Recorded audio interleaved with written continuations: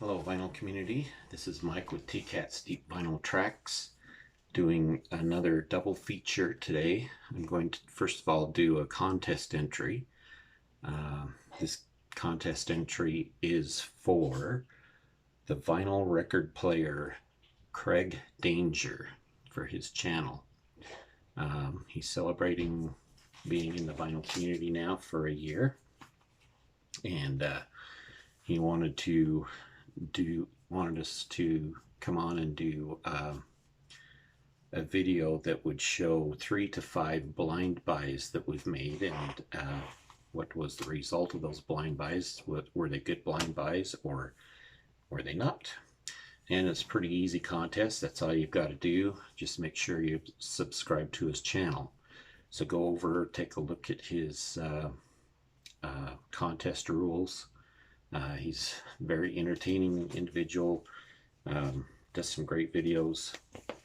Check him out, and you may want to jump in on this. The deadline for this is October 31st, so you got till the end of the month. And so anyway, I'm going to show you five records that I bought as a blind buy. And a lot of times I buy things when they're inexpensive, when they're cheap, they don't cost very much. It makes me a lot more apt to do a blind buy for a band I don't know anything about. And one of those is this 7-inch EP from a band called Whiskey Wagon. And the name of this EP is AA Runaway. This is I found this one. I pretty much knew it must be some kind of punk band or something to that effect, just because of the looks of the 45. There's the back side. And I've never heard anything about this band until I got this. This is really a 3-song EP, 7-inch, on Dead City Records. And the thing that's unique about this band is they use a lot of traditional instruments. Yes, it's a punk band. It's a very interesting sound, not one you hear very often, and really love that. I mean, I would definitely be apt to buy more if I seen some more records from them. And really good buy. Didn't cost me that much, but just got it because it was interesting. Another one in the same vein, also a punk band. This is a female-fronted punk band, FEA or FIA, and this is the Zine EP. This is also 3 tracks on this one, as on the other one. And this is also another great one. Very good sound. I think they only ended up putting out 2 full-length albums and maybe a couple of other EPs like this one. But again, another great buy. It cost me $2. I wasn't out hardly anything, and it was definitely worth it. I would buy their full-length albums, no question. Full-length album. This is a band called True Myth. This particular band I'd never heard of before. I bought it mostly because of the album cover. It looked really interesting. And as it turns out, it is a pretty good album.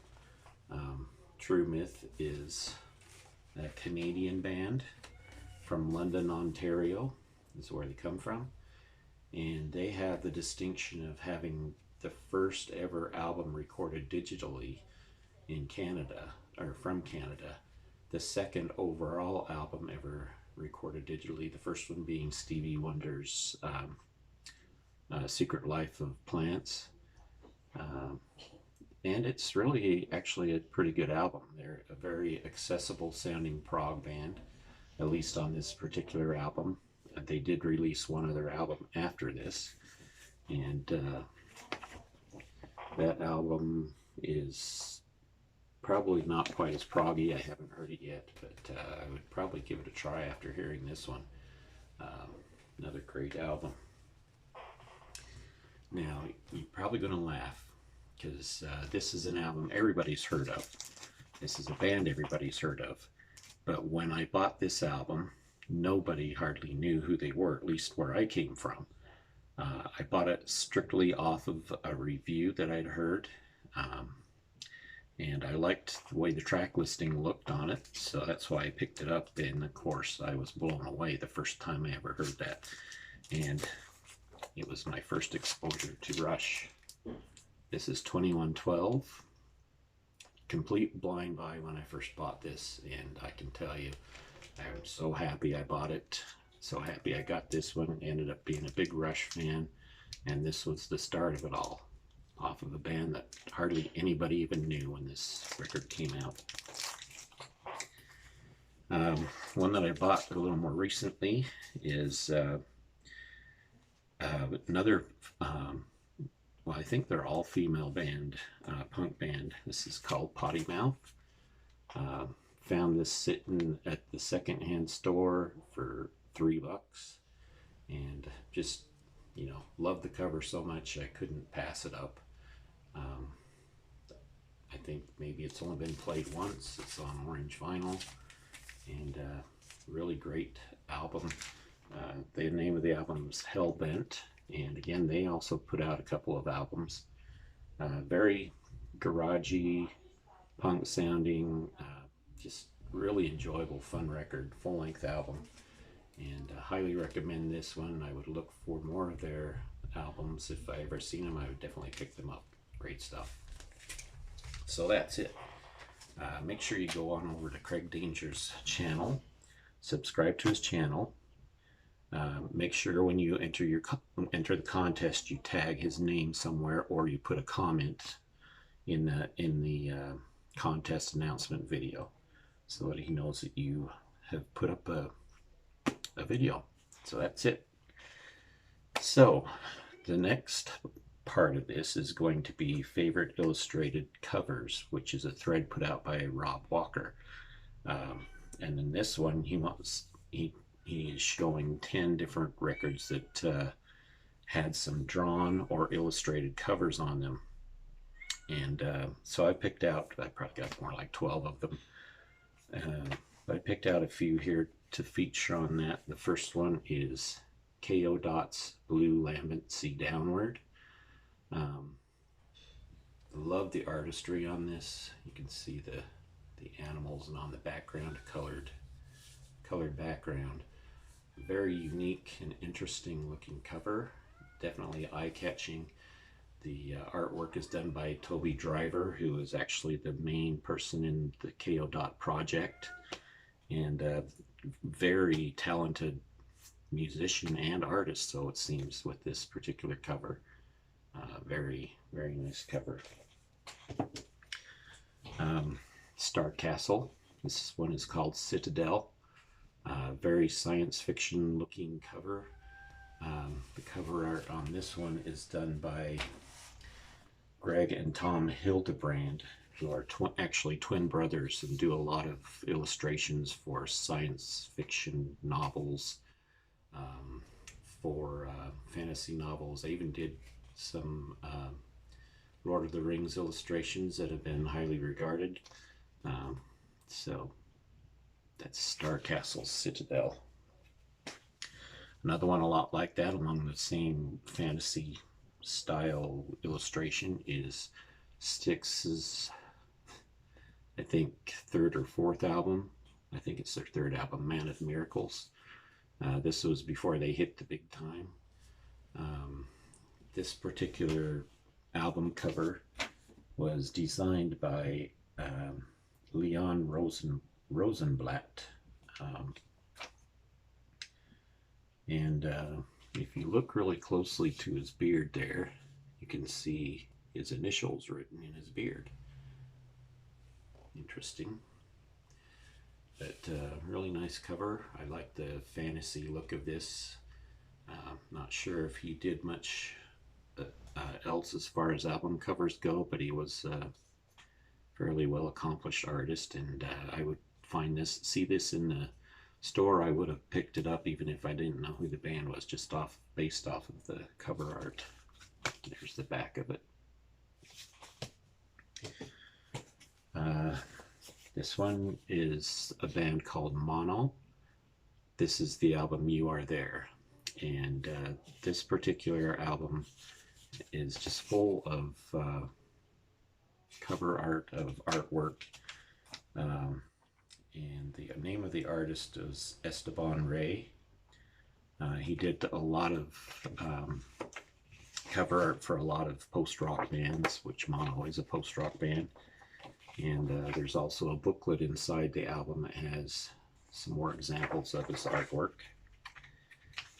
He's done cover art for Explosions in the Sky, for Mogwai, several other post-rock bands like that. So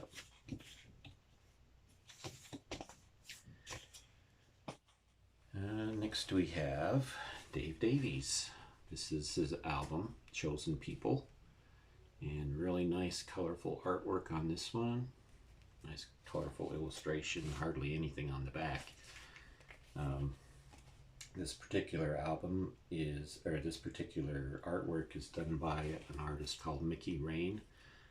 Don't know much else about her or her other work, but I've really been attracted to that cover art. Very colorful, very well drawn, nicely done. I've always liked this kind of black and white illustration on the Steve Miller Band's Living in the 20th Century album, and there's some more of that on the back.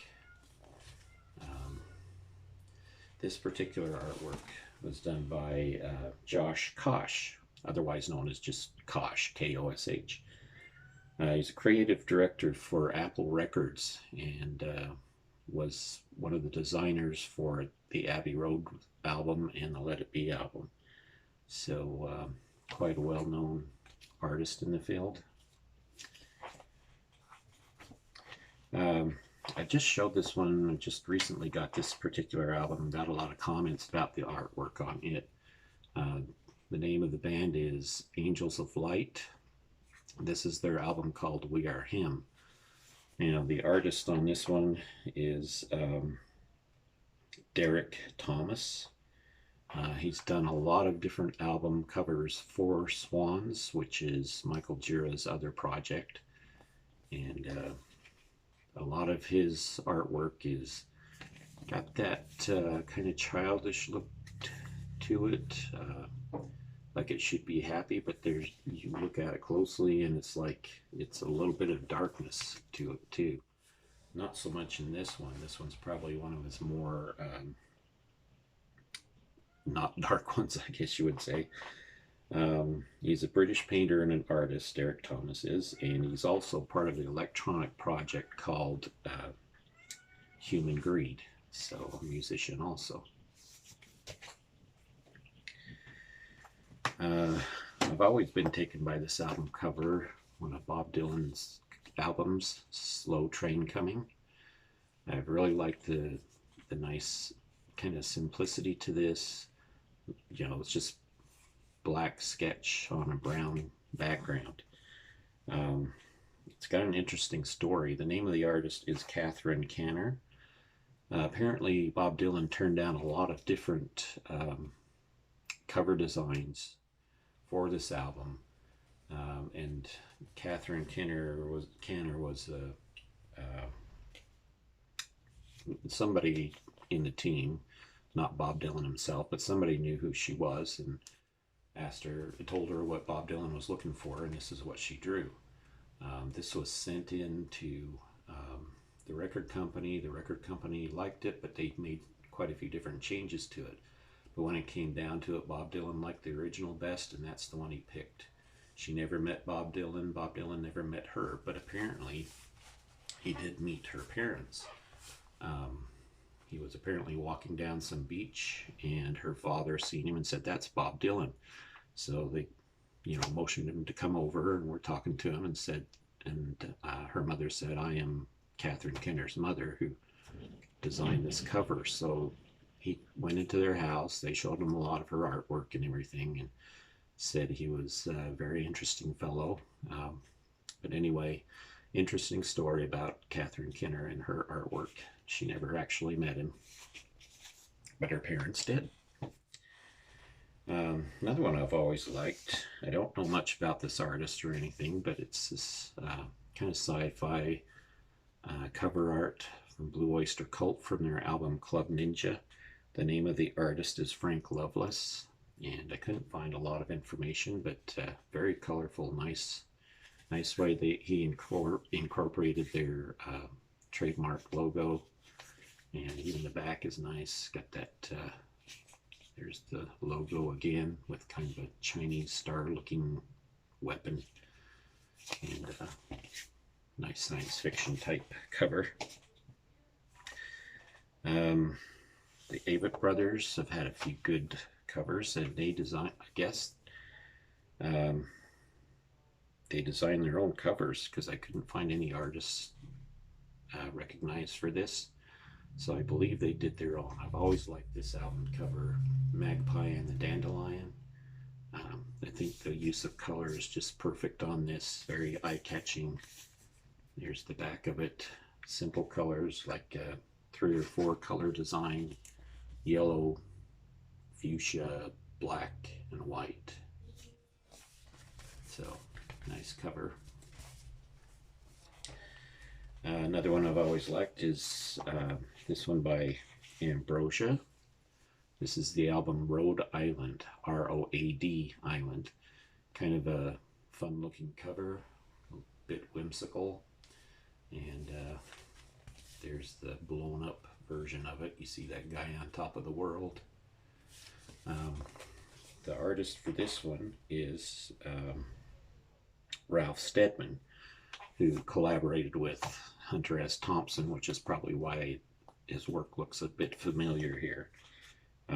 He's also worked with other bands like The Who and Frank Zappa, so yeah, you've seen his artwork around quite a bit. But this is one that you don't see very often. Amazing Blondell. This is their album England. Very interesting and elaborate illustration there. On the back you see the close-up of the 3 main members. Why one of them's in a dress, I don't know, looking like Mary from Mary Had a Little Lamb. Anyway, this is a great album. I've always kind of been attracted to this illustration. And the name of the person that illustrated this was Colin Carr, and he does a lot of illustrations, quite whimsical illustrations along the same lines, so very recognizable if you know the artist's work. Another punk band, this is Minutemen, Buzz and Howl Under the Influence of Heat. This looks like a typical simple black and white punk album. You can tell just by looking at it what you're getting into. Even the back of it, same kind of thing. You've seen that style of artwork before, I'm sure. And this is done by the American artist Raymond Pettibon. He's done work for a lot of different punk bands like Sonic Youth, Black Flag, Foo Fighters. Of course, Foo Fighters isn't a punk outfit, but anyway, you get the picture on that one. And last of all, I wanted to show this beautiful album cover from King Crimson's Reconstruction of Light. I've always liked King Crimson's art, and you already know I'm partial to King Crimson as far as their music goes. But I always loved their artwork. And this is from a painting by P.J. Crook. P.J. Crook is actually a good friend of Toya Wilcox, who is Robert Fripp's wife. And Fripp and Wilcox own a lot of her paintings. And you see a lot of her paintings on many of King Crimson's later albums, especially their live albums. That's where it comes from. So, beautiful artwork. And even that alone is enough to make you want to buy their albums. But, you know, the music too is great, of course. So anyway, that does it for that double feature. And thank you for hanging in there. I hope you enjoyed that. You're all welcome to jump in on this contest by Craig Danger and also the thread by Rob Walker. And thank you for watching, and we will talk to you later.